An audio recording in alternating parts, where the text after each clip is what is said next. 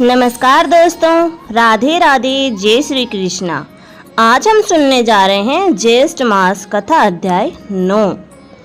भगवान के भक्त अपने माता पिता दोनों के कुलों का उद्धार कर देते हैं और उनको नरक में नहीं रहने देते। जो मनुष्य वैष्णव का भोजन करते हैं वे भी भगवान की कृपा से श्रेष्ठ गति को प्राप्त होते हैं। बुद्धिमान को सदैव वैष्णव का अन्न खाना चाहिए। इससे बुद्धि पवित्र होकर मनुष्य पाप नहीं करता। गोविंदाय नमः। इस मंत्र का जाप करता हुआ जो मनुष्य मृत्यु को प्राप्त होता हो वह परमधाम को प्राप्त होता है, इसमें कोई संदेह नहीं है। और जो मनुष्य ओम नमः भगवते वासुदेवाय द्वादशाक्षर मंत्र या ओम नमो नारायणाय अष्टाक्षर मंत्र का जाप करता है, उसकी ब्रह्म हत्या इत्यादि जैसे बड़े पाप भी नष्ट हो जाते हैं। यमदूत कहने लगा कि हे वैश्य, मनुष्य को सदैव शालिग्राम की शिला में तथा वज्र या कीट यानी कि गोमती चक्र में भगवान वासुदेव का पूजन करना चाहिए, क्योंकि सब पापों का नाश करने वाले और पूजा करने से पुण्यों को देने वाले तथा मुक्ति प्रदान करने वाले भगवान विष्णु का इसमें निवास होता है। जो मनुष्य शालिग्राम की शिला का हरिचक्र में पूजन करता है वह अनेक मंत्रों का फल प्राप्त कर लेता है। जो फल देवताओं को निर्गुण ब्रह्मा की उपासना में मिलता है, वही फल मनुष्य को भगवान शालिग्राम का पूजन करने से यमलोक को नहीं देखते। भगवान को लक्ष्मी जी के पास अथवा बैकुंठ में इतना आनंद नहीं आता जितना शालिग्राम की शिला या चक्र में निवास करने में आता है। स्वर्ण कमल युक्त करोड़ों शिवलिंग के पूजन से इतना फल नहीं मिलता जितना एक दिन शालिग्राम के पूजन से मिलता है। भक्ति पूर्वक शालिग्राम का पूजन करने से विष्णुलोक में वास करके मनुष्य चक्रवर्ती होता है।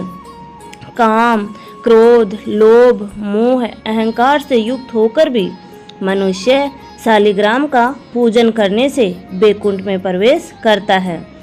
जो सदैव शालिग्राम का पूजन करते हैं वह प्रलय काल तक स्वर्ग में वास करते हैं। जो दीक्षा, नियम और मंत्रों से चक्र में बलि देता है वह निश्चित करके विष्णुलोक को प्राप्त होता है।